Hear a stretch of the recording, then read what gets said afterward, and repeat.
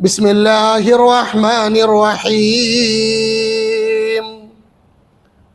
يا أيها الناس إنا خلقناكم من ذكر وأنثى وجعلناكم شعوبا وقبائل لتعارفوا إن أكرمكم عند الله أتقاكم إن الله عليم خبير صدق الله مولانا العظيم رب اشرح لي صدري ويسر لي أمري واحلل عقدة من لساني يفقهوا قولي إن أريد إلا الإصلاح ما استطعت وما توفيقي إلا بالله عليه توكلت وإليه أنيب. അങ്ങേയറ്റം ബഹുമാനമുള്ള സത്യവിശ്വാസികളായ സഹോദരന്മാരെ, വിദ്യാർത്ഥിനികളെ, അള്ളാഹുവിൻ്റെ പള്ളിയിൽ വളരെ പ്രാധാന്യമുള്ള ഒരു ആരാധനാ കർമ്മം എന്ന നിലക്ക് വിശുദ്ധ ജുമുഅ നിർവഹിക്കാൻ വേണ്ടി ഇഅ്തികാഫിൻ്റെ നിയത്തോടുകൂടി അംഗശുദ്ധി വരുത്തി ഒരുമിച്ച് കൂടിയ വിശ്വാസികളായ സഹോദരന്മാരെ, മുത്തഖിയാവുക എന്നതാണ് ജീവിത വിജയം നേടാനുള്ള ഏക വഴി. അതിനുവേണ്ടി നമ്മൾ നിർവഹിച്ചു കൊണ്ടിരിക്കുന്ന എല്ലാ പ്രവർത്തനങ്ങളും, എല്ലാ പരിശ്രമങ്ങളും തഖ്വയുടെ അടിസ്ഥാനത്തിലല്ലെങ്കിൽ അത് പാഴ്വേലയാണ്. മുത്തഖിയാവാതെ, മുഖ്ലിസാവാതെ നമുക്ക് വിജയിക്കാൻ കഴിയില്ല, നമുക്ക് സ്വർഗത്തിലെത്താൻ കഴിയില്ല, ഈ ലോകത്തും പരലോകത്തും നമുക്ക് മുന്നേറ്റം ഉണ്ടാക്കാനും കഴിയില്ല. അള്ളാഹുവിൻ്റെ ആജ്ഞകളനുസരിച്ച് കഴിവിൻ്റെ പരമാവധി മുത്തഖിയായി ജീവിക്കണമെന്ന് എന്നോട് നിങ്ങളോടും ആത്മാർത്ഥമായി ഉപദേശിക്കുന്നു, വസിയത്ത് ചെയ്യുന്നു. അള്ളാഹു നമ്മെ എല്ലാവരെയും യഥാർത്ഥ മുത്തഖിങ്ങളിൽ ഉൾപ്പെടുത്തി അനുഗ്രഹിക്കുമാറാവട്ടെ. ആമീൻ. ധാരാളം ആളുകൾ ഓരോ ആഴ്ചയിലും മിമ്പറിലേക്ക് കയറുന്നതിന് മുമ്പ് ചിലരൊക്കെ ഫോൺ ചെയ്യും, ചില ആളുകൾ പറഞ്ഞേൽപ്പിക്കും. ഓടി നടന്നിരുന്ന ആളുകൾ നടക്കാൻ പറ്റാതെയായതും, ആരോഗ്യ പ്രശ്നമുള്ളതും, വ്യത്യസ്തമായ പ്രയാസങ്ങളുള്ളതും, സർജറി ആവശ്യമുള്ളവരും ധാരാളം ആവശ്യങ്ങൾ നമ്മുടെ മുമ്പിൽ വരാറുണ്ട്. അള്ളാഹു അവരെയൊക്കെ പ്രത്യേകം പരിഗണിക്കുകയും സർജറി ആവശ്യമുള്ളവർക്കത് പെട്ടെന്ന് പൂർത്തിയാക്കി പ്രയാസങ്ങളില്ലാതെ രോഗത്തിന് ശമനം നൽകി അള്ളാഹു അവരെയും നമ്മെയും എല്ലാവരെയും പ്രത്യേകം അനുഗ്രഹിക്കുമാറാവട്ടെ. ആമീൻ. നമ്മുടെ നാട്ടിൽ നിന്നും പരിസര പ്രദേശത്തു നിന്നും മരണപ്പെട്ടവരുടെ വാർത്തകൾ നമ്മൾ വരാറുണ്ട്. അള്ളാഹു അവർക്കെല്ലാവർക്കും എല്ലാ അർത്ഥത്തിലുമുള്ള മഗ്ഫിറത്തും മർഹമത്തും നൽകി അനുഗ്രഹിക്കുമാറാവട്ടെ. ആമീൻ. ഇന്നലെ നമ്മുടെ നാടിൻ്റെ 78ാമത് സ്വാതന്ത്ര്യ ദിനാഘോഷമായിരുന്നു. പല ആളുകൾക്കും അവധിയൊക്കെ കിട്ടി, ചിലരൊക്കെ അങ്ങനെ സ്വാതന്ത്ര്യത്തോടു കൂടി വീട്ടിലിരുന്നു. ചില ആളുകളൊക്കെ അതിനെ അർത്ഥവത്താക്കാൻ ആവശ്യമായ സേവന പ്രവർത്തനങ്ങൾ ചെയ്തു. സ്വാതന്ത്ര്യ ദിന ആഘോഷമൊക്കെ വളരെ നല്ലതാണ്, വേണ്ടതാണ്, പങ്കെടുക്കാവുന്നിടത്തോളം നമ്മളൊക്കെ പങ്കെടുക്കേണ്ടതാണ്. അതിനുവേണ്ടി പോരാട്ടങ്ങൾ നടത്തിയ ആളുകളിൽ മുസ്ലിമുണ്ട്, ഹിന്ദുവുണ്ട്, ക്രിസ്ത്യനുണ്ട്, മതമില്ലാത്തവരുണ്ട്.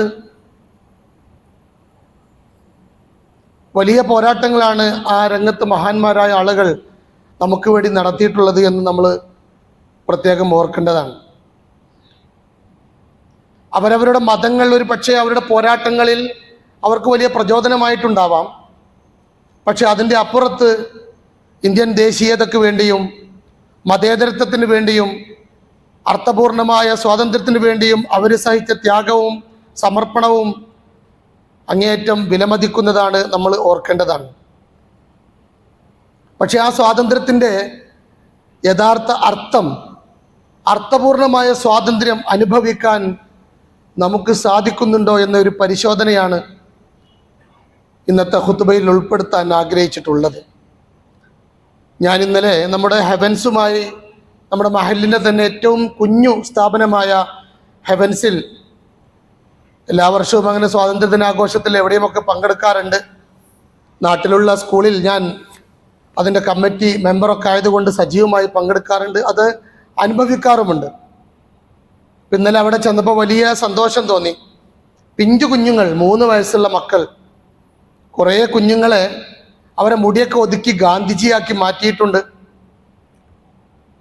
ചിലരൊക്കെ നെഹ്റുകളാണ്, ചിലരൊക്കെ ചന്ദ്രബോസും മുഹമ്മദ് ഇക്ബാലും ഝാൻസി റാണിയും ഒക്കെ അതിൽ കണ്ടു. വലിയ സന്തോഷം തോന്നി. അധിക കുട്ടികളും കരയുകയാണ്, ഗാന്ധിജികളൊക്കെ കരയുകയാണ്. എനിക്കത് കുട്ടികളുടെ മാത്രം ഒരു കുട്ടിത്തത്തിൻ്റെ കരച്ചിലായി തോന്നിയില്ല. ഞാൻ അവരെ തന്നെ ശ്രദ്ധിക്കുകയായിരുന്നു.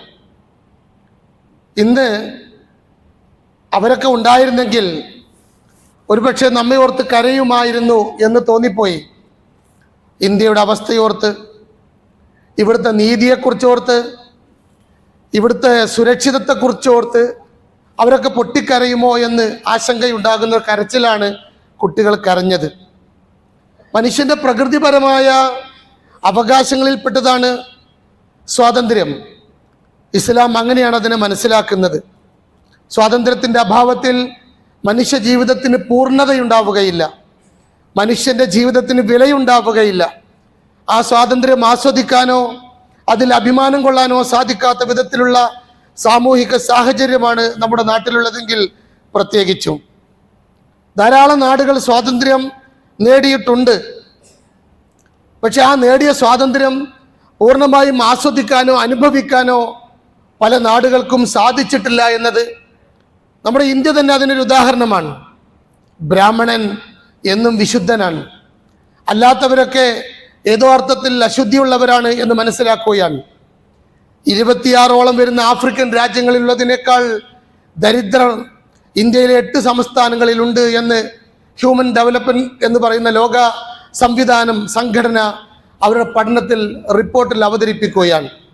41 കോടിയോളം വരുന്ന ആളുകൾ ഏതോ അർത്ഥത്തിൽ ദാരിദ്ര്യം അനുഭവിക്കുന്നവരാണ് എന്ന് നമ്മൾ മനസ്സിലാക്കുകയാണ്. മഹാന്മാർ നേടിത്തന്ന സ്വാതന്ത്ര്യം അർത്ഥപൂർണമാവണമെങ്കിൽ ആ അർത്ഥത്തിലുള്ള സുരക്ഷിതത്വവും അത്തരത്തിലുള്ള നീതിയും സൗഹാർദ്ദവും നമ്മുടെ നാട്ടിലുണ്ടാവണമെന്നത് നമ്മുടെ ഒരു സ്വപ്നമായി മാറുകയാണ്. സമത്വം മനോഹരമായൊരു പ്രയോഗമാണ്. ആ സമത്വത്തിൻ്റെ ചിത്രമാണോ നമ്മുടെ നാട്ടിലുള്ളത്? ഉള്ളവരും ഇല്ലാത്തവരും തമ്മിൽ അതിഭയാനകമായ അകൽച്ചയുണ്ടാവുകയാണ്. ന്യൂനപക്ഷവും ഭൂരിപക്ഷവും, അധികാരമുള്ളവനും അതില്ലാത്തവനും, സാധാരണക്കാരനും പണക്കാരനും തമ്മിലുള്ള അകലം കൂടിക്കൂടി വരികയാണ്. മനുഷ്യരൊന്നാണെന്ന, നമ്മളൊക്കെ ഒന്നാണെന്ന, എല്ലാവരും ഒരൊറ്റ രക്ഷിതാവിൻ്റെ മക്കളാണെന്ന, ഒരൊറ്റ മാതാവിൻ്റെയും പിതാവിൻ്റെയും മക്കളാണെന്ന ആ ഭാഷ്യം എല്ലാവരിലും ഉണ്ടെങ്കിലും അത്തരത്തിലുള്ള സാമൂഹ്യ സാഹചര്യം നമ്മുടെ നാട്ടിലില്ല. യാ യുഹന്നാസ്, അല്ലയോ മനുഷ്യരെ, മനോഹരമായൊരു പ്രഖ്യാപനമാണ്. യാ യുഹന്നാസ്, അല്ലയോ മനുഷ്യരെ, മുസ്ലിമേ എന്നല്ല, ഹിന്ദുവേ എന്നല്ല, വേറെ ഏതെങ്കിലും മതത്തിന്റെ അർത്ഥത്തിലല്ല. ഇന്നാ ഖലഖനാകും മിൻ ദക്കരിൻ വഉൻസ വജഅൽനാകും ശുഉബൻ വഖബായില ലിതആറഫു ഇന്ന അക്രമകും ഇൻദല്ലാഹി അത്ഖാകും ഇന്നല്ലാഹ അലീമുൻ ഖബീർ. മനുഷ്യരെ, നിങ്ങളെ നാം ഒരാണിൽ നിന്നും പെണ്ണിൽ നിന്നുമാണ് സൃഷ്ടിച്ചിട്ടുള്ളത്. നിങ്ങളെ വിവിധ വിഭാഗങ്ങളും ഗോത്രങ്ങളുമാക്കിയിട്ടുള്ളത് നിങ്ങളെ തിരിച്ചറിയാൻ വേണ്ടിയാണ്, നിങ്ങൾക്കൊരു തിരിച്ചറിവുണ്ടാകാൻ വേണ്ടിയാണ്. അള്ളാഹുവിൻ്റെ അടുത്ത് നിങ്ങളിൽ ഏറ്റവും ഉത്തമർ എന്ന് പറയുന്നത് നിങ്ങളിലെ ഭക്തിയുള്ളവരാണ്, തഖ്വയുള്ളവരാണ്. തീർച്ചയായും അള്ളാഹു സർവജ്ഞനും സൂക്ഷ്മജ്ഞനുമാകുന്നു എന്നതാണ് ഇസ്ലാമിൻ്റെ സമത്വത്തിൻ്റെ കാഴ്ചപ്പാട് എന്ന് പറയുന്നത്. ജാഹിലിയത്തിനെ ആളുകളെ വ്യത്യസ്തമായ കാറ്റഗറി തിരിച്ചുകൊണ്ട് കാണുന്നതിനെ, അങ്ങനെ മാറ്റി നിർത്തുന്നതിനെ, ആ അർത്ഥത്തിലുള്ള ആചാരങ്ങളെ ഇസ്ലാം എല്ലാ കാലത്തും മാറ്റി നിർത്തിയിട്ടുണ്ട്, കാലിനടിയിൽ ചവിട്ടി താഴ്ത്തിയിട്ടുണ്ട് എന്ന് നമുക്ക് കാണാൻ പറ്റും. അന്നാസു സിവാസിയുൻ കാസ്നാനിൽ മുസ്ത്, ഒരു ചീർപ്പിലെ പല്ല് പോലെ, ഒരു മാലയിലെ മുത്തുമണികളെ പോലെ മനുഷ്യൻ ഒന്നാവണമെന്നതാണ്. ബിലാൽ റളിയല്ലാഹുവിന്റെ ഒരു പരാതിയുണ്ട് ചരിത്രത്തിൽ. ബിലാൽ ഇബ്നു റബാഹ് കറുത്ത മനുഷ്യനാണ്, അടിമയായിരുന്നു. ഇസ്ലാം ഉൾക്കൊണ്ട് ഇസ്ലാമിലേക്ക് കടന്നു വന്നവനാണ്. അള്ളാഹുവിന്റെ പ്രവാചകന്റെ അടുക്കൽ വന്ന് ബിലാൽ ഇങ്ങനെ പറയുന്നുണ്ട്, യാ റസൂലല്ലാഹ് അമാ സമിഅത, അങ്ങ് കേട്ടില്ലേ പ്രവാചകരെ, അബൂദർ മാദാ യഖുലു ഫീ, എന്റെ കാര്യത്തിൽ എന്താണ് അബൂദർ പറഞ്ഞതെന്ന് അങ്ങ് കേട്ടില്ലേ? ഖാല അലൈഹിസ്സലാത്തു വസ്സലാം മാദാ യഖൂലു ഫീക, എന്താണ് മോനെ നിന്നെ കുറിച്ച് പറഞ്ഞത്, ഞാൻ കേട്ടില്ലല്ലോ. ഖാല ബിലാൽ, ബിലാൽ പറഞ്ഞത്ര യഖൂലു യാ ഇബ്ന സൗദാ, കറുത്തവന്റെ മകനെ അല്ലെങ്കിൽ കറുത്തവളുടെ മകനെ എന്നെ വിളിച്ചു പ്രവാചകരെ അബൂദർ. മുഹമ്മദ് റസൂലുള്ളാഹി സ്വല്ലല്ലാഹു അലൈഹി വസല്ലം ഇരിപ്പിടത്തിൽ നിന്ന് എണീറ്റുകൊണ്ട് അബൂദറിനെ വിളിച്ചുകൊണ്ട് പറയുന്നത് ഇന്നക ഇംറുഉൻ ഫീക ജാഹിലിയ, നിന്നിൽ ഇപ്പോഴും ജാഹിലിയത്തിന്റെ അംശമുണ്ട് എന്നാണ്. ഇപ്പോഴുമുണ്ട്, നീ ഇപ്പോഴും വിശ്വാസത്തിന്റെ പൂർണ്ണതയിലേക്ക് വന്നിട്ടില്ല. കറുത്തവനെ കറുത്തവനെ എന്ന് വിളിക്കുന്ന അല്ലെങ്കിൽ തങ്ങളെക്കാൾ താഴ്ന്നവനായി മനസ്സിലാക്കുന്നത് ഇസ്ലാം അംഗീകരിച്ചിട്ടില്ല, അംഗീകരിക്കുന്നുമില്ല. ലാ ഫദ്ല ലി അറബിയിൻ അലാ അജമിയിൻ വലാ അബിയൽ വലാ അസ്വദ് ഇല്ലാ ബിത്തഖ്വ, കറുത്തവനോ വെളുത്തവനോ അറബിയോ അനറബിയോ തഖ്വ കൊണ്ടല്ലാതെ അള്ളാഹുവിന്റെ അടുക്കൽ ഒരു പ്രാധാന്യവും ഒരു പ്രസക്തിയും ഒരു മനുഷ്യനുമില്ല എന്ന് വിശുദ്ധ ഖുർആൻ നമ്മെ ഓർമ്മപ്പെടുത്തുകയാണ്. പിന്നെ നമ്മിലെ വൈവിധ്യം എന്ന് പറയുന്നത് ജാതിയുടെ, മതത്തിന്റെ, വർഗത്തിന്റെ, വർണ്ണത്തിന്റെ, ദേശത്തിന്റെ, ഭാഷയുടെ വൈവിധ്യം എന്ന് പറയുന്നത് നിങ്ങളെ പരസ്പരം തിരിച്ചറിയാൻ വേണ്ടി മാത്രമാണ് വിശുദ്ധ ഖുർആൻ നമ്മെ അങ്ങനെ ഓർമ്മപ്പെടുത്തുന്നത്. ഇന്ന അക്രമക്കും ഇൻദല്ലാഹി അത്ഖാക്കും എന്ന് പറയുന്നത്. അതുകൊണ്ട് ഓരോ പൗരനും നീതി ലഭിക്കുക എന്നത് സ്വാതന്ത്ര്യം അർത്ഥപൂർണമാവാനുള്ള രണ്ടാമത്തെ ഒരു നിർദ്ദേശമാണ്. നീതിയെക്കുറിച്ച് സംസാരിക്കുക. എവിടെയാണ് ഇന്ന് നീതിയുള്ളത്? ആർക്കാണ് നീതി ലഭിക്കുന്നത്? നീതി ലഭിക്കുന്ന മനുഷ്യനെ നമ്മൾ എണ്ണിയെടുക്കേണ്ടി വരികയാണ്.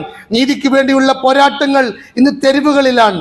എത്രയെത്ര മനുഷ്യരാണ് നീതി നിഷേധിച്ച് ജയിലുകളിൽ കഴിയുന്നത്?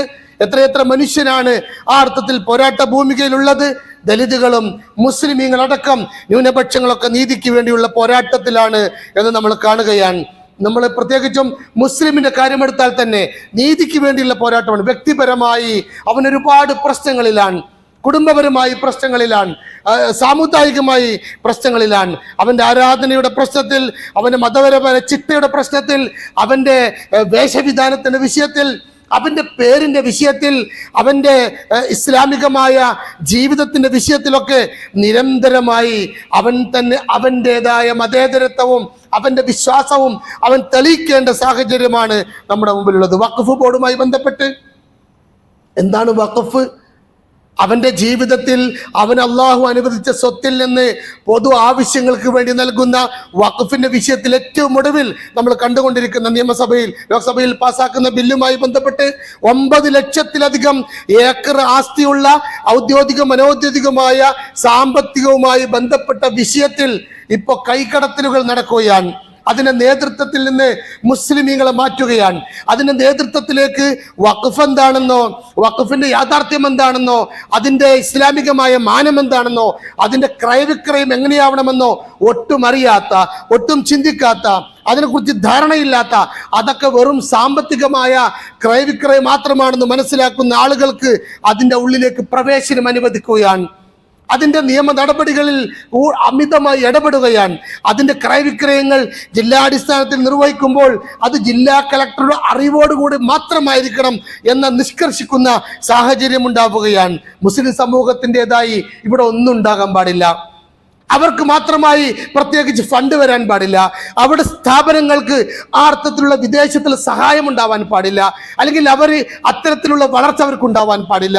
അവരെന്നും ഇങ്ങനെ താഴേക്കടയിൽ ജീവിക്കേണ്ടവരാണ് എന്ന് ചിന്തിക്കുന്ന തരത്തിൽ, നമ്മുടെ അസ്തിത്വത്തെ തന്നെ ചോദ്യം ചെയ്യുന്ന തരത്തിലാണ് ഇവിടുത്തെ സാമൂഹിക ക്രമമുള്ളത് എന്ന് നമ്മൾ മനസ്സിലാക്കേണ്ടതുണ്ട്. എവിടെയാണ് നീതിയുള്ളത്? എങ്ങനെയാണ് നമുക്ക് നീതി ലഭിക്കുന്നത്? 1995 വഖഫ് വകുപ്പ് ആക്ട് പ്രകാരമുള്ള ധാരാളം ബില്ലുകൾ ഇന്നും അവിടെ കിടക്കുകയാണ്, പാസ്സാക്കാൻ കഴിഞ്ഞിട്ടില്ല. എത്രയോ വഖഫിന്റെ സ്വത്തുകൾ കുത്തക മുതലാളിമാരുടെ കയ്യിലാണ്. ആ സ്വത്തുകൾ അർഹരായ ആളുകളിലേക്ക് എത്തിക്കാനോ അല്ലെങ്കിൽ അതിന്റെ സ്ഥാപനങ്ങളിൽ ഉപയോഗപ്പെടുത്താനോ സാധിക്കാത്ത വിധത്തിലുള്ള ബില്ലുകൾ ധാരാളം ഉണ്ടായിട്ടും അത് പാസ്സാക്കാനോ അത് നടപ്പിൽ വരുത്താനോ സാധിക്കാത്ത സാഹചര്യമാണ് നമ്മുടെ മുമ്പിലുള്ളത്. ആ അർത്ഥത്തിൽ നീതി നിഷേധത്തിന്റെ ഒരുപാട് അവസ്ഥകൾ നമ്മുടെ മുമ്പിലുണ്ട്. ഫലസ്തീൻ വിഷയം നിങ്ങളൊന്ന് ആലോചിച്ച് നോക്ക്. എല്ലാ കാലത്തും ഫലസ്തീനുമായി ബന്ധപ്പെട്ട വിഷയത്തിൽ ഇന്ത്യയുടെ പ്രഖ്യാപിത നയം എന്താണ്? ഫലസ്തീന്റെ കൂടെ നിൽക്കണമെന്നതാണ്. ഫലസ്തീന് കൂടെ നിൽക്കണമെന്നാണ്. മാത്രമല്ല അവരുടെ രാജ്യത്തെ നിലനിൽപ്പിന് വേണ്ടിയുള്ള, അവരുടെ ജീവിതത്തിന് വേണ്ടിയുള്ള ആ പോരാട്ടത്തെ സ്വാതന്ത്ര്യ സമര പോരാട്ടമായി കണ്ടിരുന്ന കാലമാണ് ഇന്ത്യയുടെ ചരിത്രമെന്ന് പറയുന്നത്. അതിനുവേണ്ടി പോരാടിക്കൊണ്ടിരിക്കുന്ന ഹമാസ് അടക്കമുള്ള സംഘടനകൾ ഭീകരവാദി സംഘടനയല്ല എന്ന് മനസ്സിലാക്കിയിരുന്ന സാഹചര്യത്തിൽ നിന്നും ഇന്ന് വേട്ടക്കാരനെ സഹായിക്കുന്ന, ഇരകളെ ഭീകരവാദികളാക്കുന്ന, ഫലസ്തീനികളെ അകറ്റി നിർത്തുന്ന, അവർക്കെതിരെ സംസാരിക്കുന്ന, അവരെ ക്രൂരമായി കൊന്നൊടുക്കുന്ന ഇസ്രായേലിനെ മഹത്വവൽക്കരിക്കുന്ന സാഹചര്യമാണ് നമുക്കിന്ന് കാണാൻ കഴിയുന്നത് എന്നതാണ്. ഷെയ്ഖ് ഹസീന ഇപ്പൊ ഇന്ത്യയിലാണ്. ബംഗ്ലാദേശിൽ നടക്കുന്നത് എന്താ? ബംഗ്ലാദേശിൽ നടന്ന വിദ്യാർത്ഥി പ്രസ്ഥാനത്തിന്റെ പോരാട്ടങ്ങൾ അതൊരു വലിയ പോരാട്ടമായി മാറുകയും 10-20 കൊല്ലക്കാലം ആ നാട്ടിലെ മനുഷ്യരെ ക്രൂരമായ പീഡനങ്ങൾക്കിരയാക്കിയ സ്വച്ഛാധിപത്യ ഭരണത്തിന്റെ അവസാനം, ഇനി അടുത്ത ഘട്ടം എങ്ങനെയാകും, അതെത്രത്തോളം നല്ല ഭരണമാവും നമുക്ക് പറയാൻ കഴിയില്ല. പൂർണ്ണമായി നമുക്കതിനെ അംഗീകരിക്കാനോ തള്ളിക്കളയാനോ സാധിക്കില്ല. ഞാൻ പറയുന്നത് 10-20 കൊല്ലക്കാലം അങ്ങനെ ഭരിച്ചൊരു ഭരണാധികാരിയെ പ്രൊട്ടക്ട് ചെയ്യുന്ന സാഹചര്യമാണ്, അല്ലെങ്കിൽ അവരെ ആ അർത്ഥത്തിൽ ഇവിടെ അവർക്ക് അനുവദിക്കുന്ന ഒരു എന്താ കാരണം? ഇസ്ലാമികമായ മുന്നേറ്റങ്ങൾ, ആ അർത്ഥത്തിലുള്ള പോരാട്ടങ്ങൾ, അതിനെ ഏതെങ്കിലും അർത്ഥത്തിൽ ഭീകരവൽക്കരിക്കുകയോ അല്ലെങ്കിൽ അതിനെതിരെ ഇവരെ സഹായിക്കുകയോ ചെയ്യുന്ന സാഹചര്യമാണ് നമുക്ക് നമ്മുടെ നാട്ടിൽ കാണാൻ കഴിയുന്നത് എന്നുള്ളതാണ്. ഭരണവും ഭരണാധികാരിയും ഒക്കെ അവരുടെ നയങ്ങളുമൊക്കെ പൂർണ്ണമായും മനുഷ്യവിരുദ്ധമാകുന്ന സാഹചര്യം, ഭരണാധികാരികൾ സ്വേച്ഛാധിപതികളാകുന്ന സാഹചര്യം, പാവപ്പെട്ടവനെ ഒരർത്ഥത്തിനും പരിഗണിക്കാത്ത സാഹചര്യം. അള്ളാഹു തന്നെ ഖുലില്ലാഹുമ്മൽ മാലിക്കൽ മുൽക്ക് തൂതിൽ മുൽക മൻ തശാ വതൻസിഉൽ മുൽക മിമ്മൻ തശാ വതുഇസ്സു മൻ തശാ ബിയദികൽ ഖൈർ. ഖുർആൻ തന്നെ പറയുന്നുണ്ട്, അധികാരം ലഭിച്ച ആളുകൾ ആ അധികാരം നന്മയുടെ മാർഗത്തിലല്ല ഉപയോഗപ്പെടുന്നെങ്കിൽ അള്ളാഹു അത് അവരിൽ നിന്ന് വലിച്ചൂരിക്കളയും. അള്ളാഹു നിന്ദരാക്കേണ്ടവരെ നിന്ദരാക്കും. വിശുദ്ധ ഖുർആൻ അത്തരത്തിൽ ചില ഓർമ്മപ്പെടുത്തൽ നമുക്ക് നൽകുന്നുണ്ട്. ഞാൻ പറയുന്നത് ചുരുക്കി പറഞ്ഞാൽ, മുസ്ലിം വിഷയങ്ങൾ, മുസ്ലിം പ്രശ്നങ്ങൾ നീതിയുടെ കിരണങ്ങൾക്ക് വേണ്ടി ഓടിക്കൊണ്ടിരിക്കുമ്പോൾ സ്വാതന്ത്ര്യത്തിന്റെ അർത്ഥവത്തായ ചില സന്ദേശങ്ങൾ ആസ്വദിക്കാനും ആ കാറ്റിൽ, ആ ഒരു സന്തോഷത്തിൽ മുന്നോട്ട് പോകാൻ നമുക്ക് സാധിക്കുന്നത് ഇല്ല എന്ന് നമുക്ക് പറയാൻ കഴിയും. മര്യാദക്ക് ജീവിച്ചാൽ മാത്രം പോരാ, ഓരോ ദിവസവും ഓരോ സെക്കൻഡിലും നമുക്ക് നമ്മുടേതായ ദേശസ്നേഹം തെളിയിക്കേണ്ട സാഹചര്യമാണ് നമ്മുടെ മുമ്പിലുള്ളത്. നീതി കാണാൻ കഴിയുന്നില്ല, നീതിയുടെ കിരണമില്ല. യാ അയ്യുഹല്ലദീന ആമനൂ കുനൂ ഖവാമീന ബിൽ ഖിസ്തി ശുഹദാഅ ലില്ലാഹ് വലൗ അലാ അൻഫുസികും അവൽ വാലിദൈനി വൽ അഖറബീൻ യകുൻ ഗനിയൻ ഔ ഫഖീറൻ വല്ലാഹു ഔലാ ബിഹിമാ ഫലാ തത്തബിഉൽ ഹവാ. വിശ്വസിച്ചവരെ, നിങ്ങൾ നീതി നടത്തി അല്ലാഹുവിന് വേണ്ടി സാക്ഷി വഹിക്കുന്നവരാകുക. വിശുദ്ധ ഖുർആനിന്റെ, ഇസ്ലാമിന്റെ ഏറ്റവും പ്രഖ്യാപനമായ, ഏറ്റവും പ്രത്യേകതയുള്ള ഒരു പ്രഖ്യാപനമാണ് നീതി എന്ന് പറയുന്നത്. അത് നിങ്ങൾക്കോ നിങ്ങളുടെ മാതാപിതാക്കൾക്കോ അടുത്ത ബന്ധുക്കൾക്കോ എതിരായിരുന്നാൽ പോലും നിങ്ങൾ നീതിയുടെ കൂടെ ഉണ്ടാവണം. കക്ഷി ധനികനോ ദരിദ്രനോ എന്ന് നോക്കേണ്ടതില്ല. ഇരു കൂട്ടരോടും കൂടുതൽ അടുപ്പമുള്ളവൻ അള്ളാഹുവാണ്. അതിനാൽ നിങ്ങൾ സ്വന്തം ഇഷ്ടങ്ങളെ പേരിൽ നീതി നടത്താതിരിക്കരുത്, വസ്തുതകൾ വളച്ചൊടിക്കരുത് എന്ന് വിശുദ്ധ ഖുർആൻ നമ്മെ ഓർമ്മപ്പെടുത്തുകയാണ്. ഇസ്ലാമിക സമൂഹത്തിന്റെ ഗവർണർ, ഉമർ ഫാറൂഖിന്റെ ഗവർണർ അംർ ഇബ്നുൽ ആസിന്റെ മകൻ ഒരു ക്രിസ്ത്യൻ പയ്യനെ അടിച്ചൊരു സംഭവമുണ്ട്. ആ സംഭവത്തിൽ ക്രിസ്ത്യാനിയുടെ ആ അടികൊണ്ടവന്റെ കൂടെ നിൽക്കുന്ന ഭരണാധികാരിയെ നമുക്ക് കാണാൻ പറ്റും.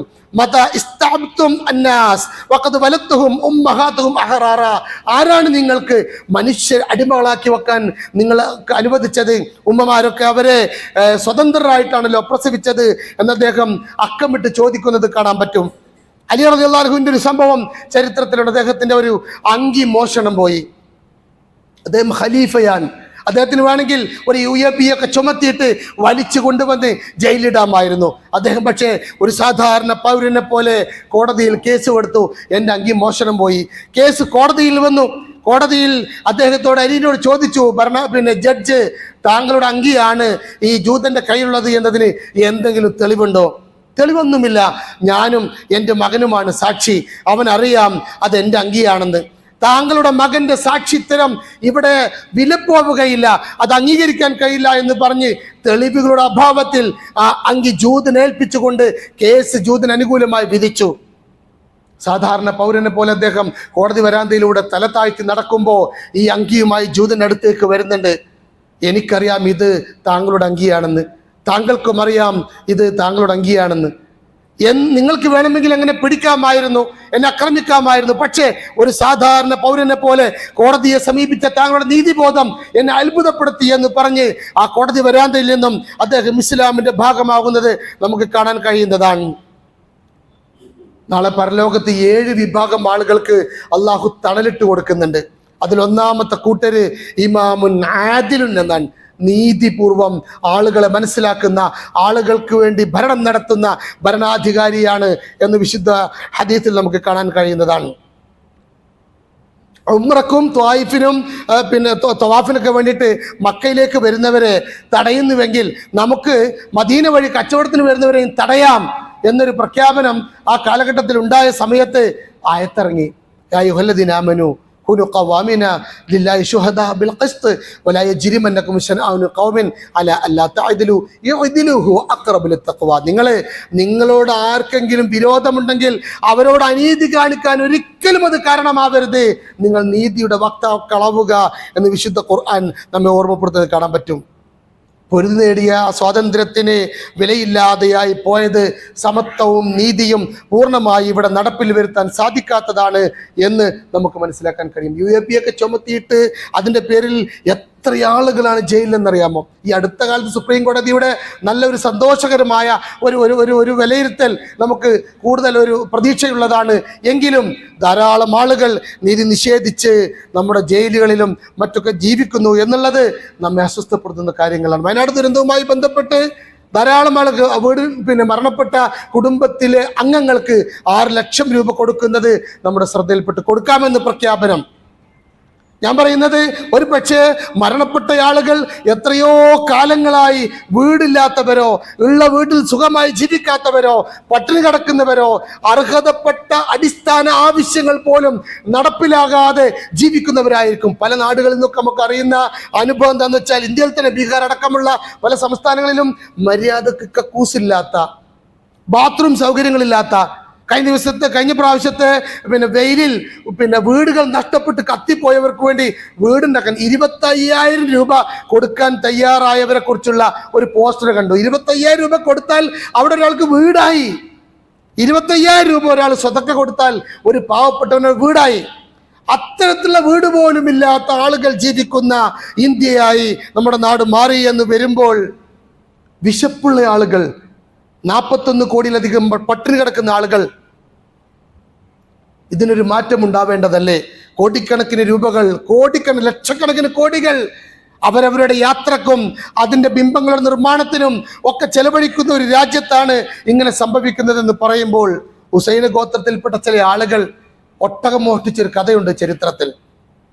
ഒട്ടകം മോഷ്ടിച്ചതിന് ശേഷം ഉമറുൽ ഫാറൂഖ് അവരെ വിളിച്ചു. വന്നു നോക്കുമ്പോൾ പച്ച പാവങ്ങൾ, കീറിയ കുപ്പായം, ഒട്ടിയ വയറ്. അവരോട് ചോദിച്ചു, നിങ്ങൾ എന്തിനാണ് ഒട്ടകത്തെ മോഷ്ടിച്ചത്? അവർ പറഞ്ഞു, പട്ടിണി തന്നെ, പട്ടിണിയാണ് കാരണം.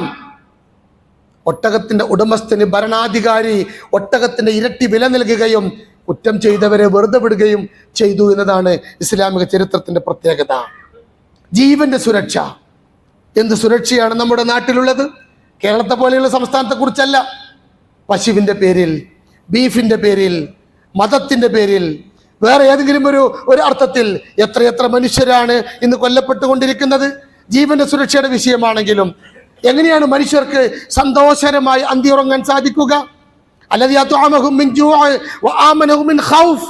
ഭയത്തിൽ നിന്ന് മോചനം ലഭിക്കുന്ന സാഹചര്യം, ഞാൻ പറയുന്നത് സ്വാതന്ത്ര്യത്തിന്റെ അർത്ഥപൂർണമായ ഒരു സാഹചര്യം. ഇസ്ലാം ഒരു മനുഷ്യനെ കൊല്ലുന്നത്, മൻ ഖതല നഫ്സൻ ബിഗൈരി നഫ്സിൻ ഫസാദിൻ ഫകഅന്നമാ ഖതല നാസ ജമീഅ. ലോകത്തുള്ള മുഴുവൻ മനുഷ്യരെയും കൊല്ലുന്നവനെ പോലെയാണ് ഒരാളെ കൊല്ലുന്നത് എന്ന് മനസ്സിലാക്കുന്ന, മനുഷ്യന്റെ ജീവനും രക്തത്തിനും അഭിമാനത്തിനും വലിയ പ്രാധാന്യം കൊടുക്കുന്ന പ്രത്യയശാസ്ത്രമാണ് ഇസ്ലാം എന്ന് പറയുന്നത്. ഞാൻ പറയുന്നത് ആ അർത്ഥത്തിലുള്ള സ്വാതന്ത്ര്യത്തിന് വേണ്ടിയുള്ള ആലോചനയും ആ അർത്ഥത്തിലുള്ള സ്വാതന്ത്ര്യത്തിന്റെ ഒരു പുതിയ ഇന്ത്യ പുലരാനുള്ള സ്വപ്നവും നമ്മുടെ മനസ്സിൽ എല്ലാ സമയത്തും ഉണ്ടാവേണ്ടതാണ്. നമ്മളെ കൊണ്ടാവുന്ന തരത്തിൽ അതിനുവേണ്ടി പ്രവർത്തിക്കേണ്ടതാണ്. അങ്ങനെ പുതിയ ഒരു ഇന്ത്യക്ക് വേണ്ടി, പുതിയൊരു നാടിന് വേണ്ടി മഹാനായ ഇബ്രാഹിം നബി അലൈഹി ഇസ്ലാമൊക്കെ സ്വപ്നം കണ്ട സുരക്ഷിതമായ സംവിധാനത്തിന് വേണ്ടി ആലോചിക്കുകയും അഹോരാത്രം പണിയെടുക്കുകയും ചെയ്യുക എന്നത് നമ്മുടെ ബാധ്യതയായി നമ്മൾ ഓർക്കേണ്ടതാണ്, നമ്മൾ മനസ്സിലാക്കേണ്ടതാണ്. അത്തരത്തിലുള്ള സ്വപ്നമാണ് നമുക്കുണ്ടാവേണ്ടത്. അല്ലാഹു സുബ്ഹാനഹു വ തആല ആ അർത്ഥത്തിൽ ജീവിക്കുന്ന കരുത്തുള്ള വിശ്വാസികളിൽ നമ്മെ ഉൾപ്പെടുത്തി അനുഗ്രഹിക്കുമാറാവട്ടെ. ആമീൻ. ഒരിക്കൽ കൂടി അള്ളാഹുവിനെ ഭയപ്പെട്ടുകൊണ്ട് മുത്തഖിയായി ജീവിക്കാൻ എന്നോട് നിങ്ങളോടും ആത്മാർത്ഥമായി ഉപദേശിക്കുന്നു, വസിയത്ത് ചെയ്യുന്നു. അള്ളാഹു നമ്മെ എല്ലാവരെയും പ്രത്യേകം അനുഗ്രഹിക്കുമാറാവട്ടെ. ആമീൻ.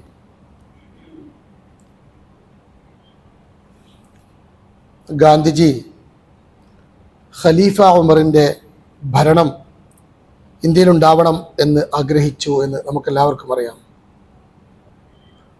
അഭിപ്രായ സ്വാതന്ത്ര്യമുള്ള, വിശ്വാസ സ്വാതന്ത്ര്യമുള്ള, ആവിഷ്കാര സ്വാതന്ത്ര്യമുള്ള, നീതി നടപ്പിൽ വരുന്ന, ആളുകൾക്ക് സഹായവും അവർക്ക് തണലും അവരിൽ ആരെങ്കിലുമൊക്കെ മരിച്ചതിന് ശേഷം ലഭിക്കുന്ന സിസ്റ്റമല്ല, മറിച്ച് മനുഷ്യനെ മനസ്സിലാക്കുന്ന, മനുഷ്യൻ്റെ പ്രശ്നങ്ങളിലേക്ക് ഇറങ്ങിച്ചെല്ലുന്ന ഇസ്ലാമിക ലോകത്തിൻ്റെ ഭരണാധികാരികളൊക്കെ അങ്ങനെയായിരുന്നു.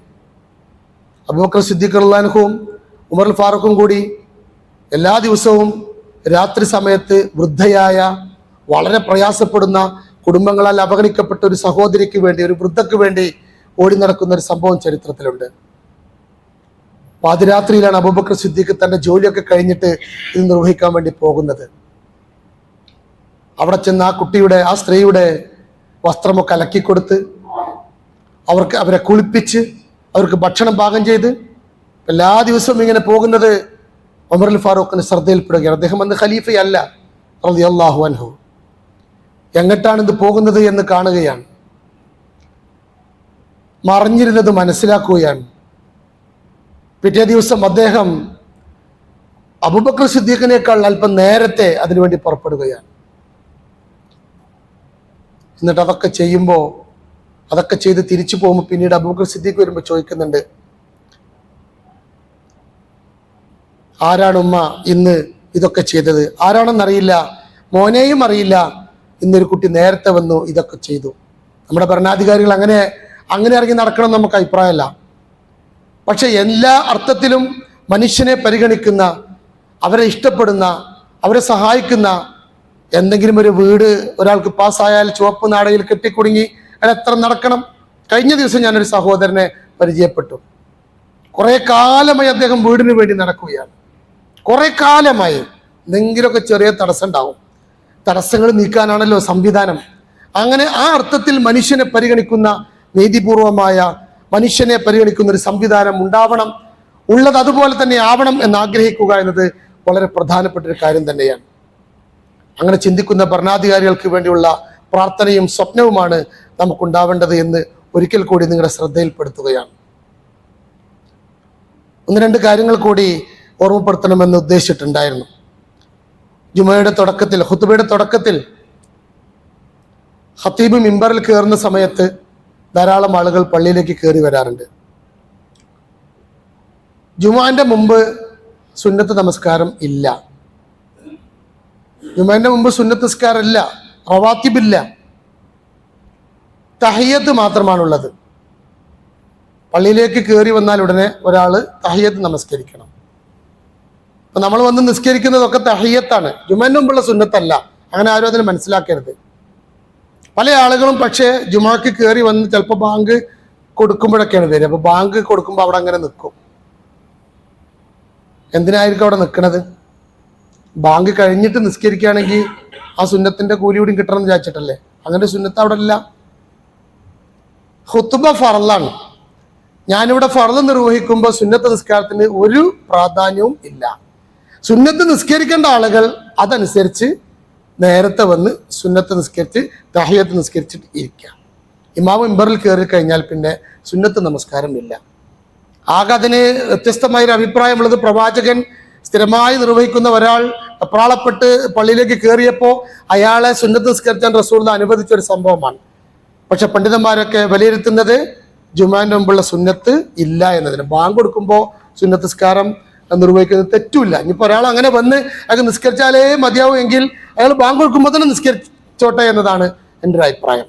ബാങ്ക് സുന്നത്താണ്, ആ സമയത്ത് നിസ്കരിക്കുന്ന ഒരു തടസ്സമല്ല. ബാങ്ക് കഴിയാൻ കാത്തു നിൽക്കേണ്ടതില്ല എന്നതാണ് ഓർമ്മപ്പെടുത്താറുള്ളത്. രണ്ടാമത്തെ ഞാൻ കണ്ടിട്ടുള്ളൊരു കാര്യം, നിസ്കരിക്കുന്ന സമയത്ത് ചില ആളുകളുടെ ഈ പാൻ്റൊക്കെ ഞെരിയാൻ്റെ താഴത്തേക്ക് വരാറുണ്ട്. ലാഹു ഇലാമിൻ ജറ സോബഹു ഖയല എന്നാണ്. വസ്ത്രം താഴത്തേക്ക് ഇങ്ങനെ വലിച്ചഴച്ച് നടക്കുന്നത് അള്ളാഹ്ക്ക് ഇഷ്ടമല്ലാത്തൊരു കാര്യമാണ്.